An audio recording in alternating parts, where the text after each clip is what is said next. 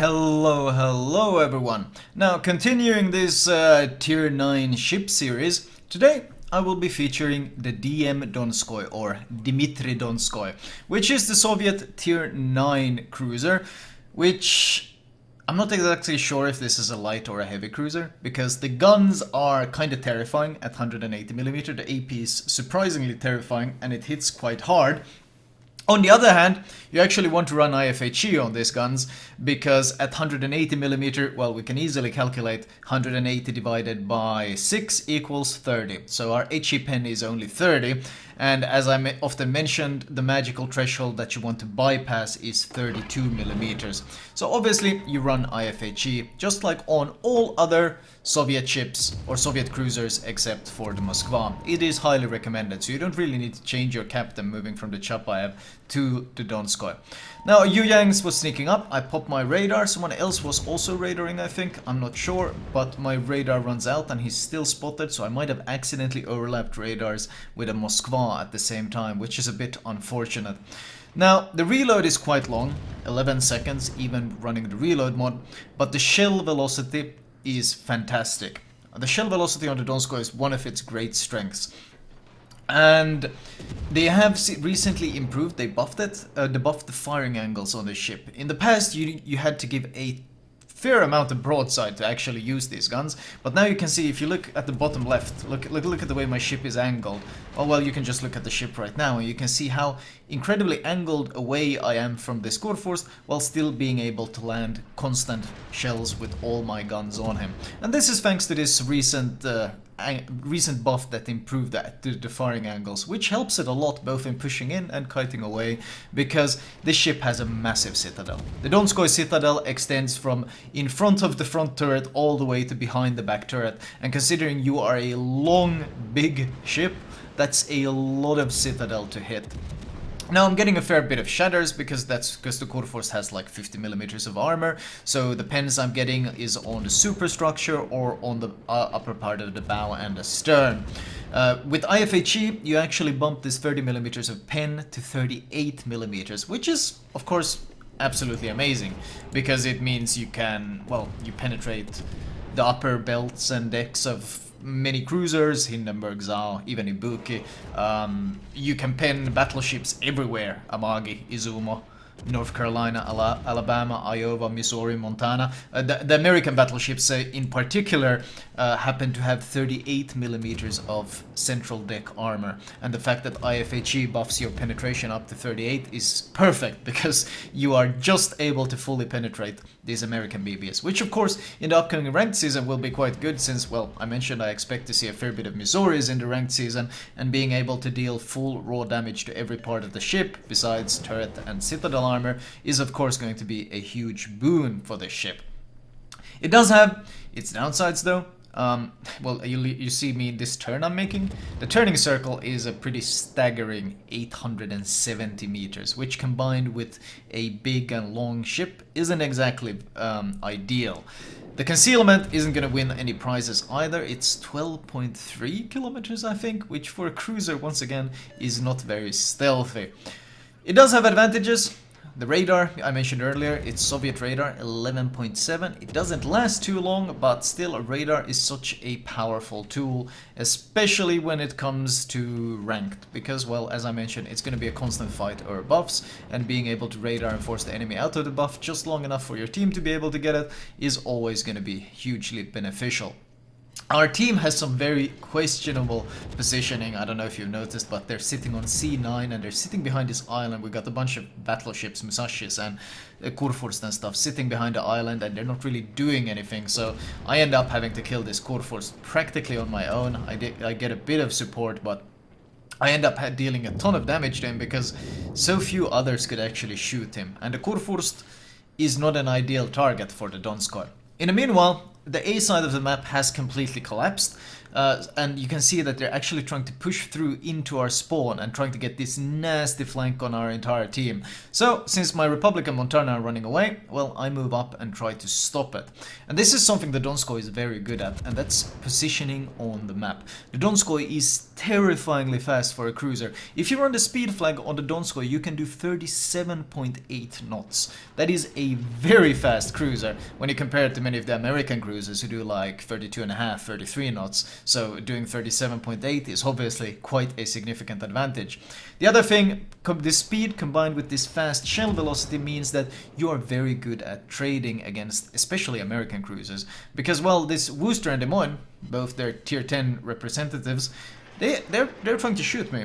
And I'm happily trading 1 versus 2 against these two because I have no issues hitting their ships. But you can look at their shells. You can see this huge slow arcs trying to hit my fast ship. I'm doing 36 knots. In fact, I'm even slowing down because I don't want to outrun them. I'm running away too fast, so I have to stop my speed so I can get more shots off on these guys.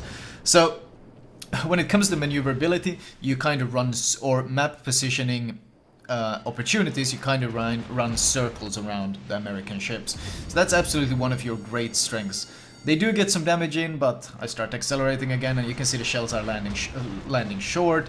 It's a lot of fun, especially with these new improved firing angles. I switched to AP because this booster is giving a lot of broadside. I mentioned that this 180mm AP is no joke, and that's because it retains excellent shell velocity and pen at pretty much all ranges. Well, I mean, it's Soviet AP.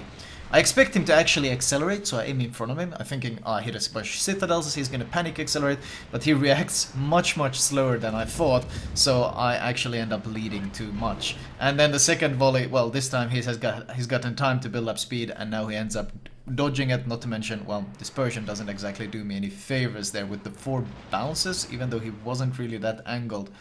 Ultimately, I think I could have killed that Worcester if I would have predicted his moves a bit better, but I didn't expect him to delay his reaction so much. Not sure if it was intentional. Let's give him the benefit of the doubt and say that he intentionally delayed accelerating to dodge my shells. Still though, we got 106,000 damage racked up. C is perfectly fine, my radar isn't really needed anywhere, so I can do the other role, which is just dealing damage. And with this 38mm pen with IFHE, you can deal a lot of damage, you can be very frustrating. Now, worth mentioning that I only have a 14-point captain on this guy, since I couldn't be bothered to move over 19-point captain, so we basically have a very basic bare bones build for this cruiser, which is concealment expert, superintendent, AR, priority target, and IFHE. That's kind of the bread and butter light cruiser build. In this case though, I start picking a fight with the Musashi. The Musashi has 57mm of central armor, so you can obviously see what happens when I hit it. I get a huge amount of shatters, but the fire chance with flags is still 12%. And throw enough shells at this guy, and I will eventually start getting some fires. He is trying to push up this flank, and he's trying to get this nasty crossfire, so I'm gonna be here, and I'm gonna try to annoy and stop him. Other thing about this ship is of course the 8km torpedoes with pretty damn good firing angles, as you can see, but more importantly they're very useful for determining how the ship is moving. You see I'm switching to the torps very often between shells, and that's to give me an idea of if the ship is accelerating, is he stopping, how much is he turning, how fast is he going. Like, it gives you a lot of information. So even if your torpedoes aren't necessarily long range, they still give you information, as long as you remember to often switch to them. There we go, we get our fire. He's actually running fire prevention. You can tell if it's fire prevention when you get one fire, but the entire superstructure is set ablaze, because fire prevention combines the 2 fires on the superstructure into one. You don't actually deal double damage, it still only deals the damage of one single fire. It's a very powerful perk. And I almost pick it on all of my battleships for this reason exactly. So this means obviously in order to get a second fire, I'm gonna have to get a fire on his stern or his bow, which is not as easy to hit at these ranges. I'm trying to land on his stern now, but ultimately I'm just trying to deal damage. What I am doing here is something that's kind of annoying for him though, and that's I'm constantly changing speed. I'm constantly changing course. You see how I'm angled, and I'm constantly dodging his shells. At these ranges, 15 kilometers on a fast cruiser like the Donskoi, you can very well dodge these shells. And he's getting pretty upset now. He says, "Lux bastard, run, noob," because he's very surprised that a light tier 9 cruiser would kite a Musashi. Obviously, he's getting pretty frustrated here that he's not getting any damage, and as if to mock him, the game gives me the Witherer award for dealing 60,000 of fire damage. He keeps firing shells, and I keep angling, dodging, changing my speed. You see how, if you look at the left, you can see how my speed, I'm dropping it to basically 0 to make him overshoot at times. Then I'm suddenly accelerating to make his shells land short. And of course, more importantly, I'm using these fantastic firing angles to never give too much broadside at all. He's trying to shoot one gun at a time. He's not going for the full volleys to try to basically finally land some shots. But I keep changing and changing and changing. He gets one pen, but it's going to take a whole lot more than one pen to actually end me. We get our second fire, or well, our first fire after the last one ran out. This time he damage cons. So now I've ran his damage con, and I know I will be able to finish this guy, even with all the shatters that I'm getting. He gets 2 overpens, but even then, I mean, he can overmatch every part of my ship. That's what it comes down to. The Donskoi armor is pretty garbage. It's 25mm pretty much everywhere. So something like a Musashi that can overmatch even 32mm, well, he doesn't care too much about my armor. That's why what we're doing is just dodging, dodging, dodging, dodging. We get some good raw damage in. It looks like he's finally starting to realize that he's actually not going to come out as a winner in this fight. He tried to fight me, but it didn't end up too well. He tries to run away, but it's far too late. And at this range, he says report DM. I assume, since I'm DM Donskoi, I assume he means me, especially since he was just earlier complaining about me. So, but obviously he probably hadn't experienced that before. And that's one of the great strengths of the Donskoi, the ability to maintain this long distance. And you saw how accurate my shells were, and that's because of the fantastic shell velocity. And you saw how hard of a time he had hitting me, and that's thanks to the great speed of the ship. I won't say great maneuverability of the ship, because the rudder shift isn't going to win any prizes and the turning circle is massive. But this combination of speed and great firing angles means that if battleships really start chasing you, you have absolutely no issues dealing with them as long as you pay attention to your angling and, well, you make sure you constantly vary your course and speed. You become such a nasty ship to deal with. It's one of my ship I think will do okay in ranked. The reason I don't have it rated that much higher is because even with all its strengths, it only has 43k health.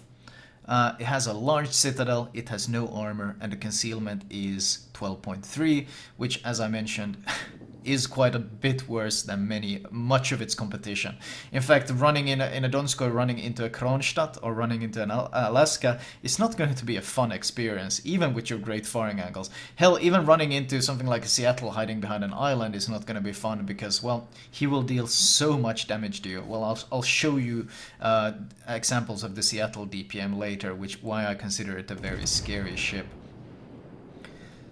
Moving to the other part of trying to get the flank on these remaining ships that have been sitting in A. That's the same Worcester and Des Moines that tried to push through our spawn, and then I stopped them and they got kind of stuck behind the island, and they haven't really managed to accomplish much.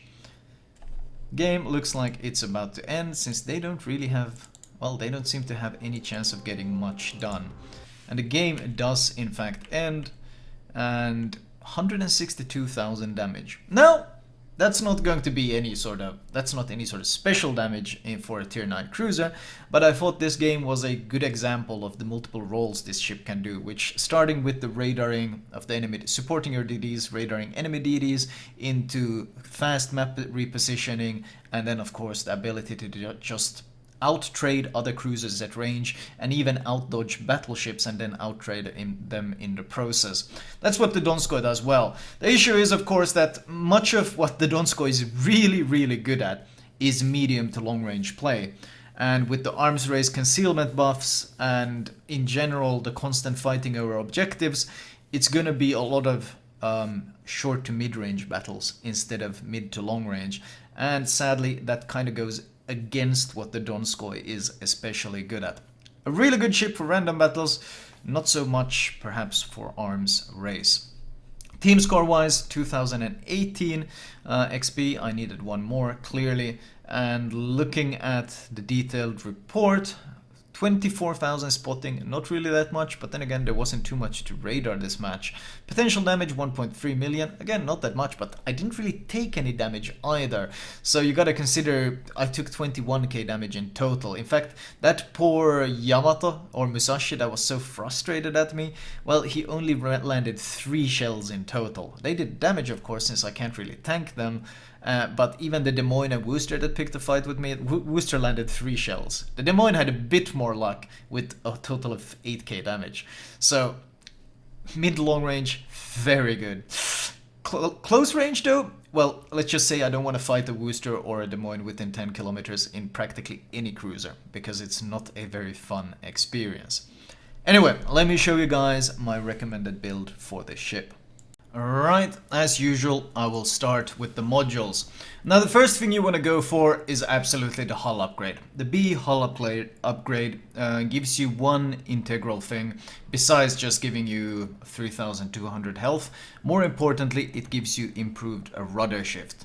11.8 second rudder shift with a turning circle of 870 is extremely rough on a ship that is this large and on a ship that has this long of a citadel that basically extends throughout the entire ship. So improving your rudder shift by getting the B hull is absolutely my first recommendation. Once you have the B hull, then you get the increased range, followed finally by the C hull. There's not really much else to upgrade on the ship. Consumable wise, you want to go for damage con, heal, radar, defensive AA, in that order. For ranked of course, Hydra instead of defensive. I shouldn't have to tell you that, but just in case someone is accidentally bringing defensive with them into ranked. Upgrade wise, main armaments mod.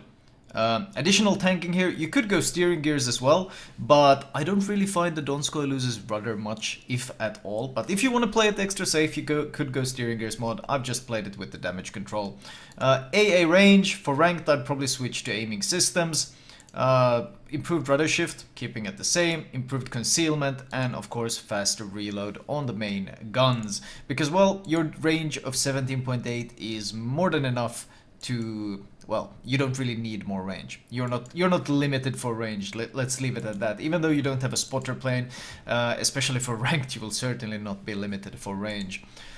Captain perks wise, as I mentioned, this is only a 14-point captain, since, well, I couldn't be arsed to move a 19-point captain just over for this one game.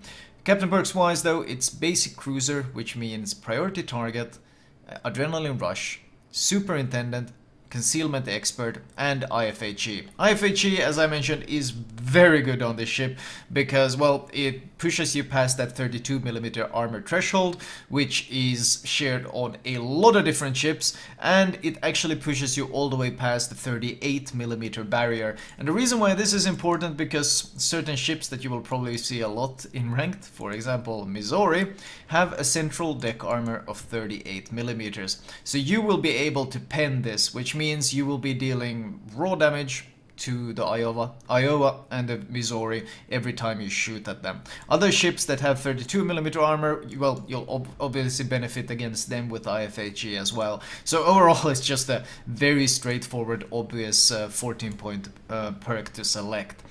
After this though, if it was random battles and we were building for a high tier captain, I would probably go AFT plus expert loader.